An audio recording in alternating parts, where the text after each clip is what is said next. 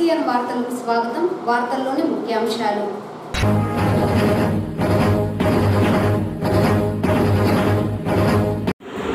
తిరుమల శ్రీవారి ప్రసాదం నాణ్యత విషయంలో రాజీ పడబోం.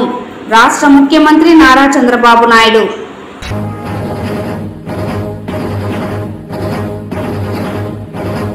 తిరుమల శ్రీవారి బ్రహ్మోత్సవాలలో భాగంగా చిన్నశేష వాహనంపై కొలువుదీరి భక్తులకు అభయమిచ్చిన శ్రీనివాసుడు స్వామివారిని దర్శించుకొని మొక్కులు చెల్లించుకున్న భక్తులు.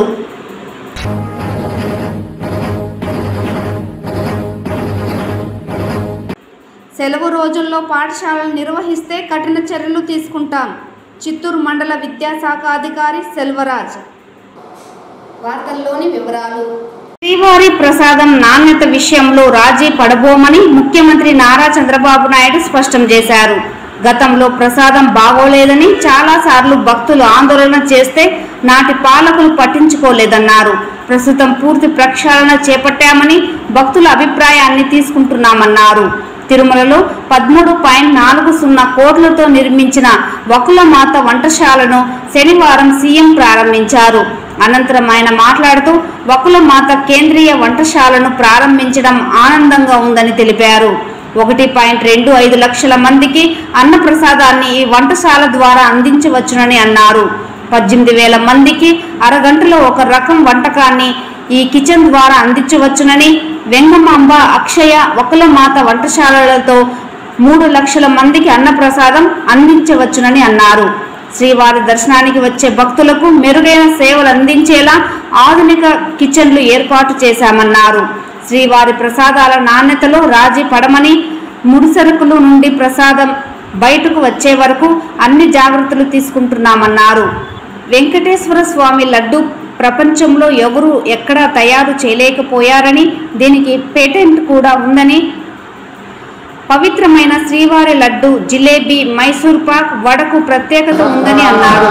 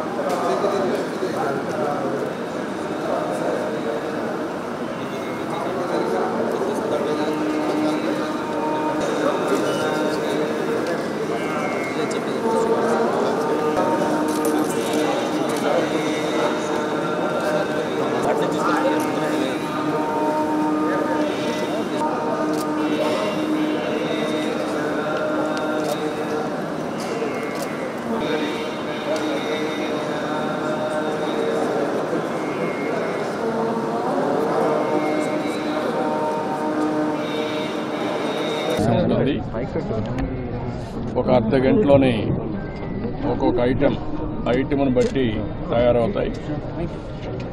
ఒక హాఫ్ అన్ అవర్లో ఒక 18,000 మందికి ఒక ఐటెంని సరఫరా చేసే అవకాశాలు వస్తాయి. దీనివల్ల ఇప్పటికీ 3 కిచెన్లు వచ్చాయి. వెంగమాంబ కిచెన్ ఒకటి, అక్షయ కిచెన్ ఒకటి, ఇది 3వ కిచెన్. ఈ 3 వల్ల 33 లక్షల మందికి ఏ టైంలో కావాలన్నా వంట చేసే పరిస్థితి వస్తుంది. అదే సమయంలో ఏది కావాలన్నా ఒక 30 నిమిషాల నుంచి మ్యాక్సిమం 30 నిమిషాల నుంచి సాంబార్ రైస్ అయితే 1 గంట 45 నిమిషాల వరకు అవుతుంది. దీనివల్ల క్వాలిటీ బాగా పెరిగే అవకాశం ఉంటుంది. ఎప్పుడు కూడా వెంకటేశ్వర స్వామి దగ్గరికి వచ్చిన వారు ప్రసాదాన్ని కానీ అన్నాన్ని కానీ ప్రసాదంగానే భావిస్తారు. అలాంటి భక్తులకి మెరుగైన సేవలు అందించడానికి ఇక్కడ కిచెన్స్ అన్ని పనిచేస్తాయి. అదే సమయంలో ఎక్కడ కూడా నాణ్యతలో ఎక్కడ రాజీ పడం, ఎక్కడైతే ముడి సరుకులు కావాల్సినటువంటి మనం ప్రొక్యూర్మెంట్ నుంచి అన్ని జాగ్రత్తలు తీసుకుంటున్నాం. ల్యాబొరేటరీస్ అన్నీ పెడతాం. ఆ ల్యాబొరేటరీస్ అన్నీ టెస్ట్ అవుతాయి, అన్నీ రికార్డ్ చేసుకుంటారు. అదే సమయంలో ఇక్కడ ప్రాసెస్ కూడా one of the best recipe. Venkateswara Swamy దగ్గరుండే లడ్డు ప్రపంచంలో ఎక్కడ కూడా ఎవరు కూడా రిప్లికేట్ చేయలేకపోయారు, తయారు చేయలేకపోయారు. దానికంటూ ఒక పేటెంట్ కూడా ఉంది. చాలామంది ప్రయత్నం చేసి కూడా ఫెయిల్ అయ్యారు. అలాంటి పవిత్రమైన లడ్డును కానీ, ఇక్కడుండే జిలేబీ కానీ, ఇక్కడుండే మైసూర్ పాక్ కానీ దానికి ఒక ప్రత్యేకత ఉంది. వడకు కూడా ఒక ప్రత్యేకత ఉంది. అలాంటి మళ్ళీ ఇవన్నీ కూడా టోటల్గా ప్రక్షాళన చేసి రాబోయే రోజుల్లో ఫీడ్బ్యాక్ కూడా తీసుకుంటాం. ఈరోజు మీరు చూస్తే ఉదయం ఒక అర్ధ గంట నేను కూడా సమీక్ష చేశాను.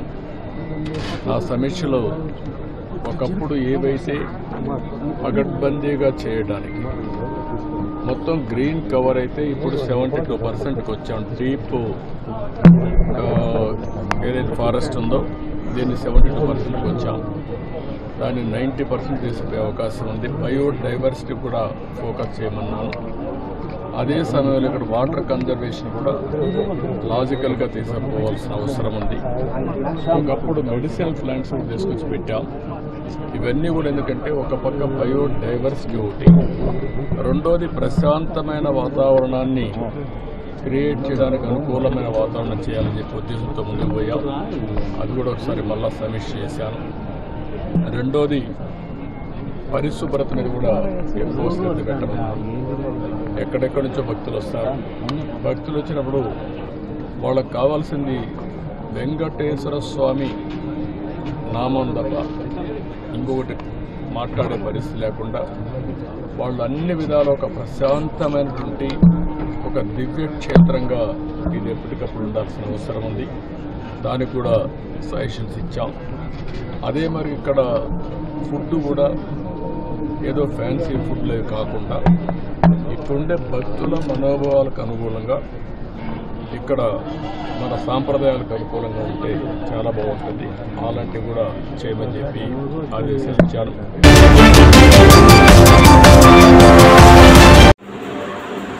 సెలవు రోజుల్లో ఎవరైనా పాఠశాలలను నిర్వహిస్తే కఠిన చర్యలు తప్పదని చిత్తూరు మండల విద్యాశాఖ అధికారి సెల్వరాజ్ హెచ్చరించారు. శనివారం ఏర్పాటు చేసిన మీడియా సమావేశంలో ఆయన మాట్లాడుతూ రాష్ట్ర ప్రభుత్వం ఆదేశానుసారం ఈ నెల 3వ తేదీ నుంచి 13వ తేదీ వరకు దసరా సెలవులు ప్రకటించినట్లు వెల్లడించారు. ఈ సెలవుల్లో బాలల హక్కులు హరించే విధంగా ప్రైవేట్ పాఠశాలల యాజమాన్యం తరగతులు నిర్వహిస్తే కఠిన చర్యలు తప్పదన్నారు. ఇప్పటికే జిల్లా విద్యాశాఖాధికారి దృష్టికి పలు చోట్ల ప్రైవేటు పాఠశాలలు నిర్వహిస్తున్నట్లు సమాచారం అందిందన్నారు. డిఈఓ ఆదేశాలను బేఖాతరు చేస్తూ మండల పరిధిలోని ఏ యాజమాన్య పాఠశాల అయినా తరగతులు నిర్వహిస్తే తగిన శాఖాపరమైన చర్యలు తీసుకుంటామన్నారు. ఈ నెల 3వ తేదీ నుంచి 13వ తేదీ వరకు దసరా సెలవులు ప్రకటించడం అయింది. ఈ విషయం మీకు ఇదివరకే మెసేజ్ రూపంలో, వాయిస్ మెసేజ్ రూపంలో తెలియజేయడం కూడా జరిగింది. ఈ దసరా సెలవుల్లో ఏ పాఠశాల కూడా ఏ రకమైన తరగతులు నిర్వహించకూడదని చెప్పి డిఓ గారి ఆదేశాలను స్పష్టంగా మీకు అందరికీ కూడా తెలియజేయడం జరిగింది. అయినప్పటికీ కొందరు ప్రైవేట్ స్కూల్ యాజమాన్యము ఈ డిఓ గారి ఆదేశాలను ఉల్లంఘించి పనిచేస్తున్నారని చెప్పి మా దృష్టికి వచ్చింది. అలాగే డిఓ గారి దృష్టికి కూడా వచ్చింది. నిన్నటి రోజున డివైఓ గారు ఒక మెసేజ్ పెట్టారు. ఎవరు కూడా ఈ దసరా సెలవుల్లో విద్యార్థుల యొక్క హక్కులను హరించే విధంగా, చైల్డ్ రైట్స్ హరించే విధంగా వారికి ప్రకటించినటువంటి సెలవుల్ని హరించి పాఠశాలలో పనిచేయొద్దు అని చెప్పి తెలియజేయడం జరిగింది. అదే విషయాన్ని నేను కూడా మీకు మెసేజ్ రూపంలో పంపించడం జరిగింది. మరి సిఆర్పిల ద్వారా రెగ్యులర్గా మేము వాచ్ చేయడం జరుగుతుంది.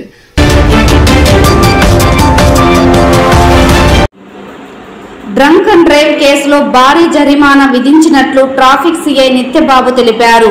శనివారం ఏర్పాటు చేసిన మీడియా సమావేశంలో ఆయన మాట్లాడుతూ, జిల్లా ఎస్పీ ఆదేశాల మేరకు నగరంలో చేపట్టిన వాహనాల తనిఖీల్లో భాగంగా పట్టుబడ్డ 21 వాహన చోదకులకు ఒక్కొక్కరికి 10,000 రూపాయల చొప్పున 2.10 లక్షల జరిమానా జడ్జి ఉమాదేవి విధించారన్నారు.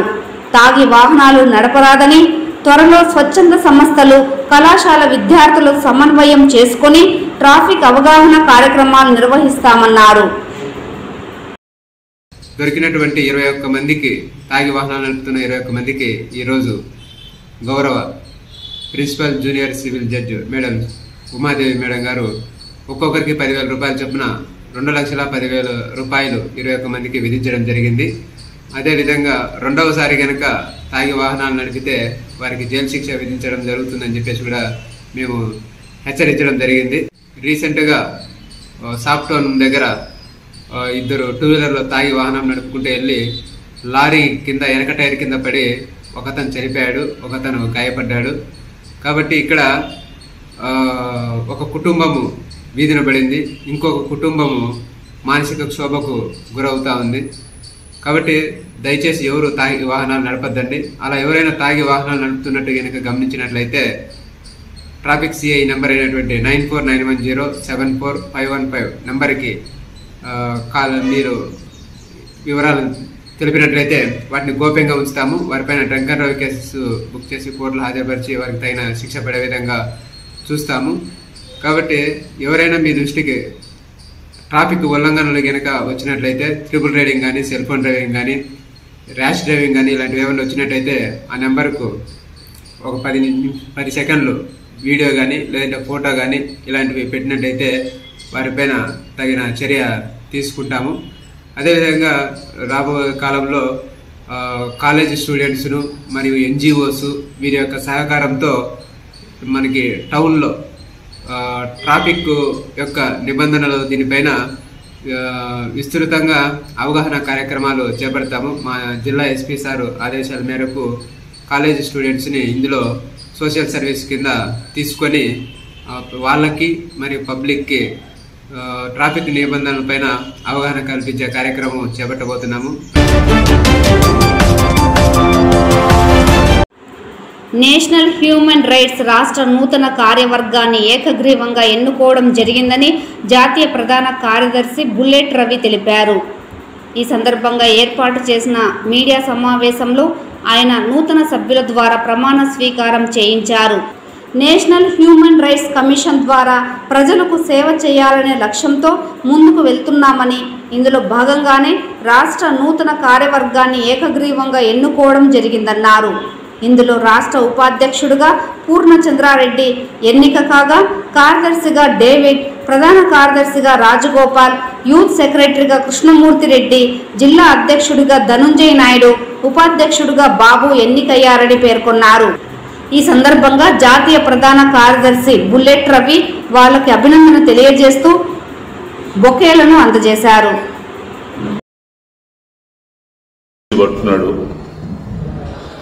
ఇది ఇలా ఉన్ని తెలవగానే మన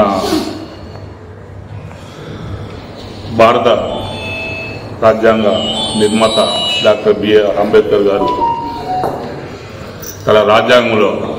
తన రచించిన రాజ్యాంగంలో ఆర్టికల్ 18 నుంచి 35 వరకు ప్రాథమిక హక్కులు, అదే మానవ హక్కులు అనే అంశంపై సుదీర్ఘంగా చర్చించి ఈ పీడిత ప్రజలకు న్యాయం చేయాలనేసి నేషనల్ హ్యూమన్ రైట్స్ ఇలాంటి సంస్థలను ముందుకు, రాజ్యాంగ సంస్థలు ముందుకు వచ్చి ప్రజల యొక్క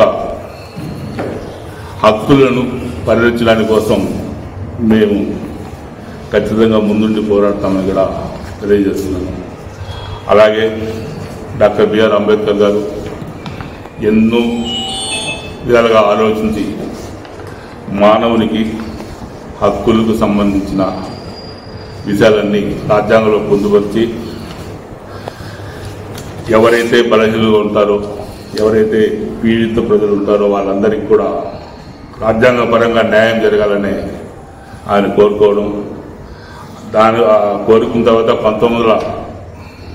1993లో ఎన్హెచ్ఆర్సి నేషనల్ హ్యూమన్ రైట్స్ అని చట్టబద్ధమైన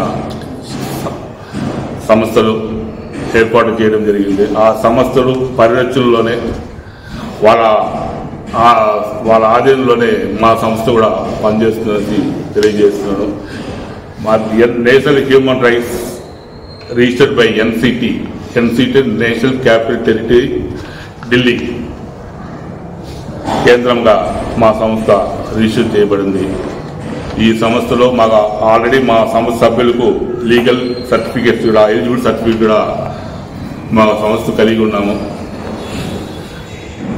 మానవుని హక్కులు పరిరక్షించడానికి కోసం శాయశక్తుల నేను కానీ మా ఎన్హెచ్ఎస్ టీం సభ్యులు కానీ ఖచ్చితంగా జిల్లాలో ఎక్కడ మానవుని హక్కులు భంగం కలిగిన, ప్రాథమిక హక్కులకు భంగం కలిగిన పీడిత ప్రజలు ఖచ్చితంగా మాకు ఇంటిమేషన్ చేస్తే మేము ఖచ్చితంగా వాళ్ళ కోసం పోరాటం చేస్తామని మీ పత్రికా ముఖంగా తెలియజేస్తున్నాను.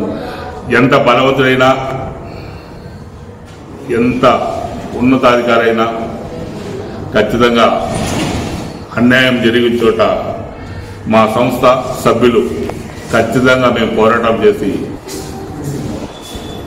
అన్యాయం జరిగిన వారికి న్యాయం చేకూర్చే విధంగా మా సంస్థలు పోరాటం చేస్తున్నాను మీకందరూ తెలియజేస్తున్నాను. చిత్తూరు నగరంలోని దివంగత మాజీ టీటీడీ చైర్మన్ ఆదికేశవులు నాయుడు, మాజీ ఎమ్మెల్యే సత్యప్రభ నిర్మించిన మహాలక్ష్మి గోదాదేవి ఆంజనేయ సమేత వెంకటేశ్వర స్వామి ఆలయంలో శనివారం వార్షిక బ్రహ్మోత్సవాలలో భాగంగా చిన్నశేష వాహనంపై స్వామివారు భక్తులకు దర్శన భాగ్యాన్ని కల్పించారు. ఆలయ ప్రధాన అర్చకులు రంగనాథ స్వామి ప్రత్యేకంగా చిన్నశేష వాహనంపై శ్రీనివాసుడిని అలంకరించి పూజాది కార్యక్రమాలు నిర్వహించి ఆలయ మూల విరాట్కు నిత్య కైంకర్యాలు చేపట్టి మాడవీధుల్లో చిన్నశేష వాహనంపై శ్రీనివాసుడిని ఊరేగిస్తూ భక్తులకు దర్శన భాగ్యాన్ని కల్పించారు. వార్షిక బ్రహ్మోత్సవాలతో పాటు 3వ శనివారం విశేషం కావడంతో అధిక సంఖ్యలో భక్తులు ఈ వాహన సేవలో పాల్గొని స్వామివారి కృపా కటాక్షానికి పాత్రులు అయ్యారు.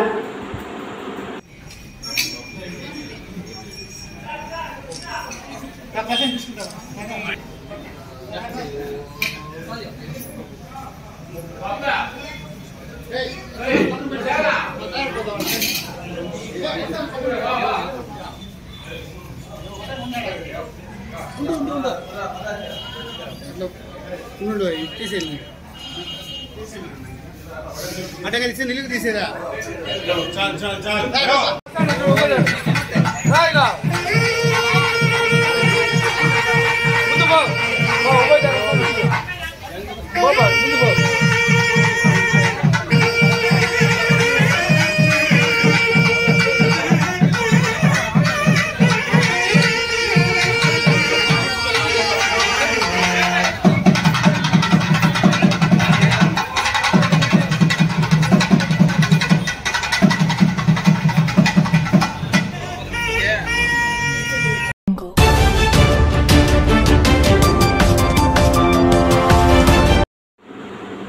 మున్సిపల్ కార్పొరేషన్ పరిధిలో వాహన డ్రైవర్లు ఎదుర్కొంటున్న సమస్యల పరిష్కారానికి తగు చర్యలు చేపట్టాలని ప్రభుత్వ డ్రైవర్ల సంఘం జిల్లా అధ్యక్షులు పన్నీర్ సెల్వం తెలిపారు.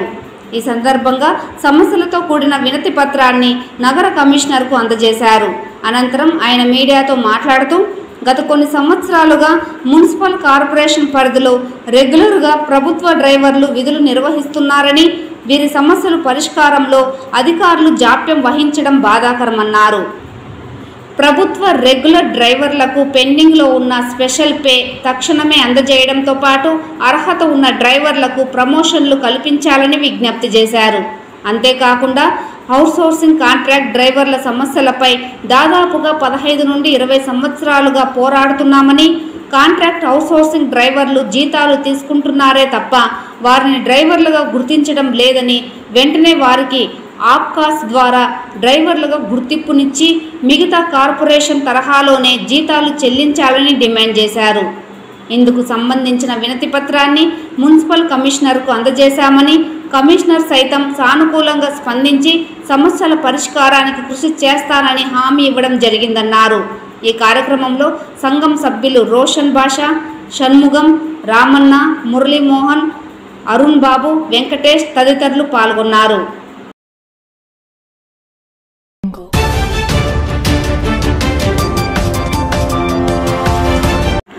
శ్రీవారి సాలకట్ల బ్రహ్మోత్సవాలలో 2వ రోజైన శనివారం ఉదయం శ్రీ మలయప్ప స్వామివారు 5 తలల చిన్న శేష వాహనంపై మురళీకృష్ణుడి అలంకారంలో ఊరేగుతూ భక్తులకు దర్శనమిచ్చారు. ఏనుగులు, అశ్వాలు ముందు కదులుతుండగా భక్తుల కోలాటాలు, మంగళ వాయిద్యాలు, ఇతర కళా ప్రదర్శనల నడుమ వాహన సేవ అత్యంత రమణీయంగా జరిగింది. చిన్న శేషుడిని వాసుకిగా భావిస్తారు. శ్రీ వైష్ణవ సాంప్రదాయానుసారం భగవంతుడు శేషి, ప్రపంచం శేషభూతం, శేషవాహనం ఈ శేష భావాన్ని చూపిస్తుంది. చిన్న శేష వాహనాన్ని సందర్శిస్తే భక్తులకు కుటుంబ శ్రేయస్సుతో పాటు కుండలిని యోగ సిద్ధఫలం లభిస్తుందని ప్రసిద్ధి.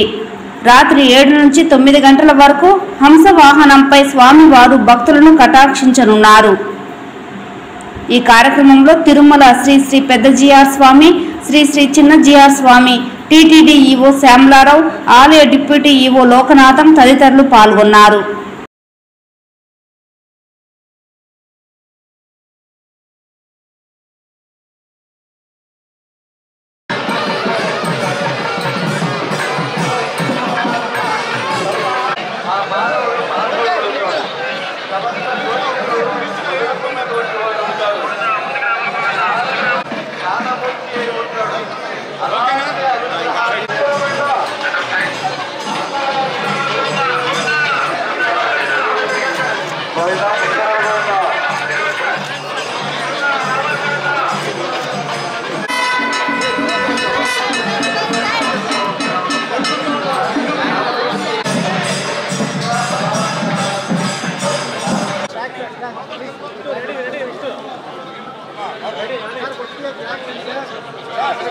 Ready.